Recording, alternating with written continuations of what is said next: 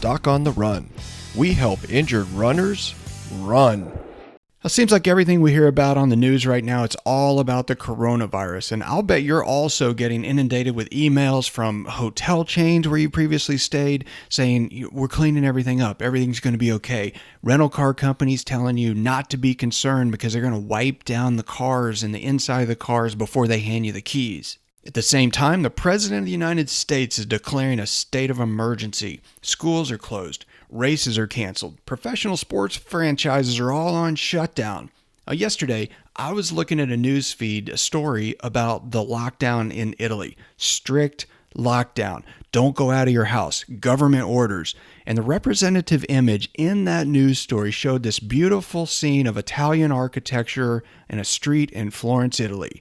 There was only one person on that street, and that person was a runner who was running. So while we're all afraid to just go to the grocery store, that someone might cough on us while we're getting gas, we all want to go out for a run. And even under the threat of personal harm or imprisonment, we want to run. Running 10 miles on the trail really doesn't seem that risky right now. I just ran 6 miles on a trail and I only saw 2 other people. Now, later that same day, I went to the grocery store and I heard 2 people coughing. Get me out of that store and onto the trails where it's safe. Runners like us are certainly more prone to contracting terminal cases of cabin fever than the average individual. We don't like to be cooped up. We don't like to sit still. If we don't go for a run, if we don't exercise, we'll all go nuts, and so will everybody else around us. It seems like our cabin fever might actually be contagious as well because we can give it to our family members. Then they get irritable also.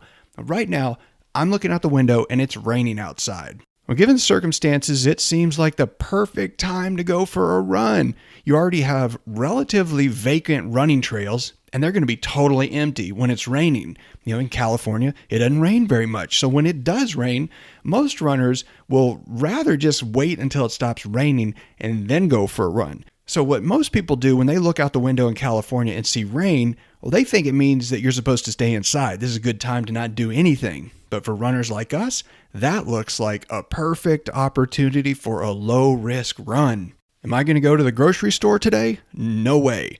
Would I eat at a restaurant today? Absolutely not. But would I go for a run in the rain? Almost certainly. Now, would I run on a treadmill at the gym? I'd rather eat glass. Would I run on my treadmill in the garage? Sure.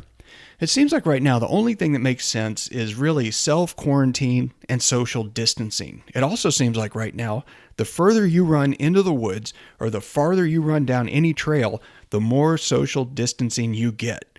But make no mistake, I know I'm fortunate. I have a job right now where I get to do phone consultations and webcam consultations with injured runners, and I don't have to see them in person.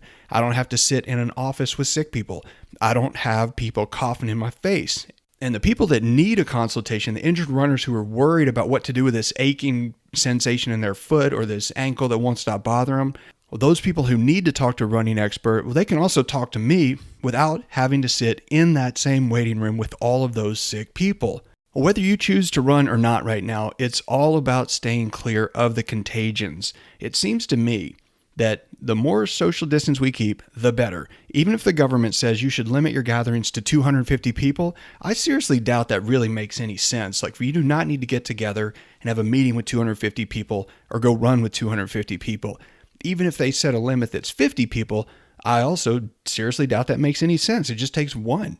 So make the right choices for you, irrespective of what your local government is telling you to do. Make sure you stay safe and choose your run wisely. Doc on the Run. We help injured runners run.